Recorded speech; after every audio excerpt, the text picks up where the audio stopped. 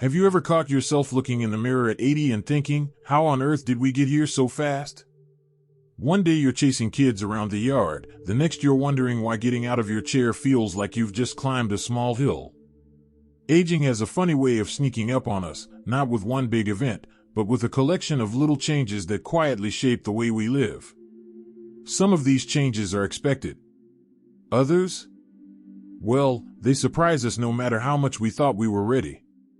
Now, let me say this right away, turning 80 isn't a finish line. It's not the moment life slows to a stop. In fact, for many people, it's when they finally have the freedom to live the way they want. But it is a stage where certain things start to happen whether you're ready or not. And the better we understand them, the better we can adapt, and even enjoy this chapter with more grace, humor, and energy. One of the first things that happens, often without us even noticing, is that our recovery time gets longer.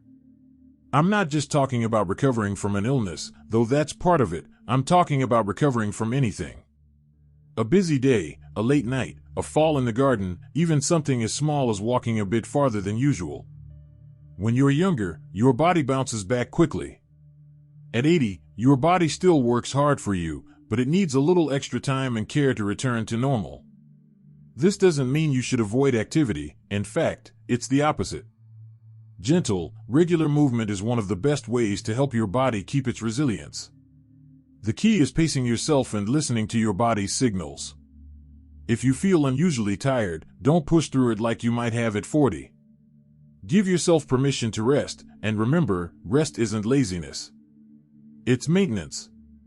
The way you'd refuel a car before a long trip, you refuel your body with rest and good food. And the truth is, honoring your body's pace can actually help you do more in the long run. Another thing that tends to change at 80 is appetite. For some, food loses a bit of its magic, not because the flavors are gone, but because our sense of taste and smell can dull with age. And when eating isn't as exciting, we sometimes end up eating less, which can lead to unintentional weight loss, weakness, and a dip in overall health. It's not uncommon for people to shrug it off, saying, "I just don't feel hungry anymore." But here's the thing, your body still needs good fuel to function well, even if your appetite is playing hide and seek. If this sounds familiar, one of the simplest tricks is to focus on nutrient-dense foods in smaller portions. Think about foods you truly enjoy, even if they're simple, maybe a small bowl of fresh berries, a slice of soft cheese, or a cup of hearty soup. Eating with others can also make a big difference. Conversation has a way of waking up the appetite. And don't underestimate the power of a little seasoning. Sometimes a sprinkle of herbs or a squeeze of lemon is all it takes to bring back some spark to your meals. And then, there's a change many people don't like to talk about, your balance. Around 80, you might notice that certain movements feel just a bit less steady. Maybe you reach for something on a high shelf and feel a quick wobble, or maybe uneven ground makes you a little nervous. It's not weakness, it's just that our muscles, reflexes, and even vision all work together to keep us steady, and with time, those systems need a bit more attention. The beautiful part is that balance can be improved at any age. Something as simple as standing near a sturdy counter and lifting one foot for a few seconds can start to retrain your body's stability. Walking on different surfaces, doing gentle stretches, or even joining a beginner's Tai Chi class can make a remarkable difference. The key is consistency, not intensity. A few minutes every day is worth far more than a burst of activity once a month. By the time you notice these changes, slower recovery, shifting appetite, and a little less balance, it's easy to feel like there's signs that life is shrinking. But here's the truth, these changes aren't the end of your independence. They're simply signals that it's time to adjust the way you live, so you can keep living fully. The way I see it, turning 80 isn't about giving things up, it's about getting smarter about how you do them. Watching and feel that these insights are meaningful. Please type number 2 in the comments to let me know you're still with me. And if you haven't subscribed yet, I warmly invite you to do so, and don't forget to turn on the bell, so you won't miss any of our upcoming videos designed to uplift, inform, and inspire. Your support truly means a lot. It's what keeps us going and allows us to continue sharing thoughtful, helpful content just for you. Now, let's continue this journey together. Another thing that happens when you reach your 80s is that your social circle often becomes smaller, whether you want it to or not. It's not always because you've lost interest in people. Sometimes it's because friends move away, health issues keep people home more, or sadly, we lose loved ones along the way. One day, you may realize the phone isn't ringing as often, the invitations aren't coming as frequently, and you start to spend more days on your own. Loneliness can creep in quietly, and it can take a toll, not just on your mood, but even on your physical health. Studies have shown that chronic loneliness can raise the risk of heart problems, memory decline, and even shorten your lifespan. But here's the good news, you have more control over this than you think.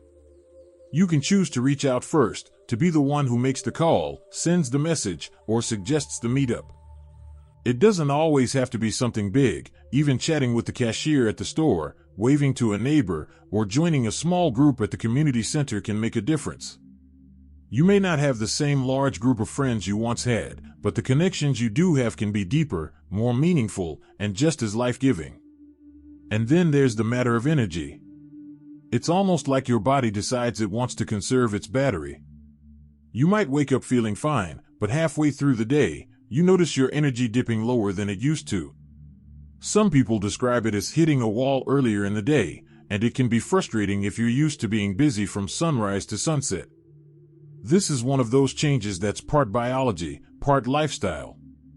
Your metabolism slows down with age, your muscles recover more slowly, and even your heart works a little differently than it used to.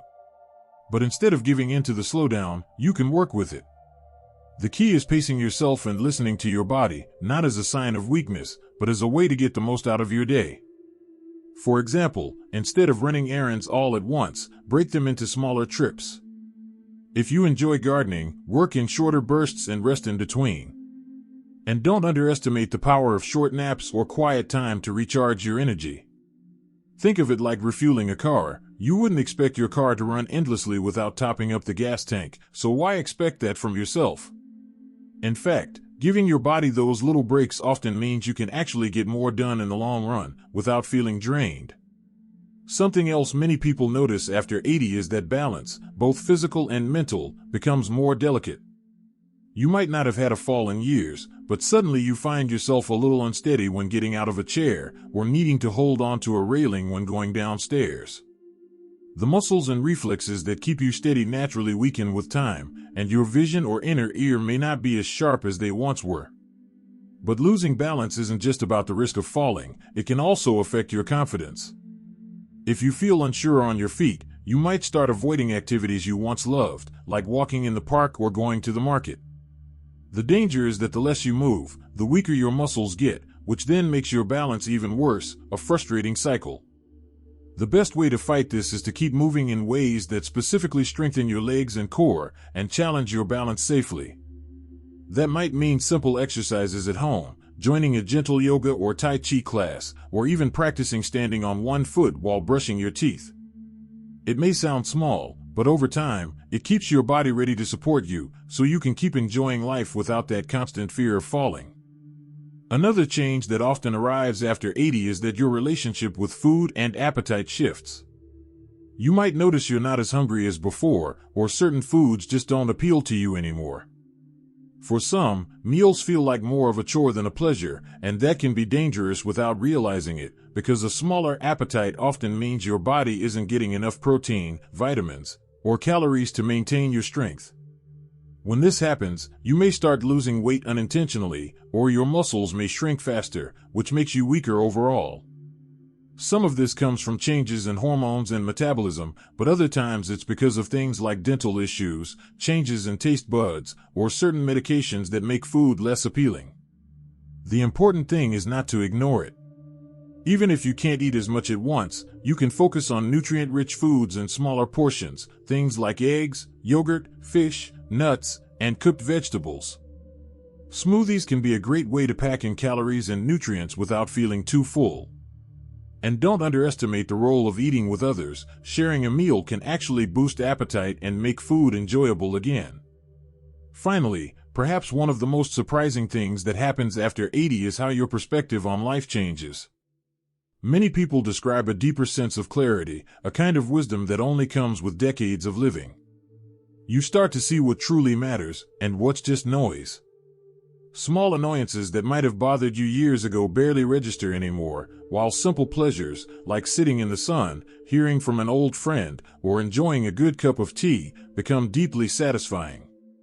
At the same time, there can be moments of reflection, even sadness, about how quickly time has passed. You might think about opportunities missed, or people you wish you could see again.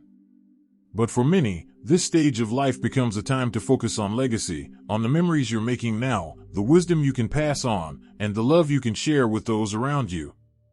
The truth is, even if your body changes in ways you don't like, your mind and spirit can still grow richer, stronger, and more beautiful with each passing year. Reaching 80 means certain things will happen, whether we like it or not. But it also means you've lived through countless challenges, changes, and triumphs, and you're still here, still capable of shaping your days in ways that bring joy and meaning.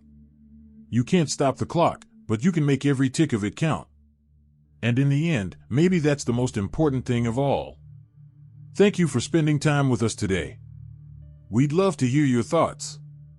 Leave a comment below and share one thing you learned from this video and how you plan to apply it in your life. Your insights mean a lot to us and give us the motivation to keep spreading positivity and practical advice. If you found this video helpful, don't forget to like, subscribe, and share it with someone you care about. Your support truly helps us continue creating meaningful content that informs, inspires, and uplifts. Thanks for watching, and we look forward to seeing you in the next video.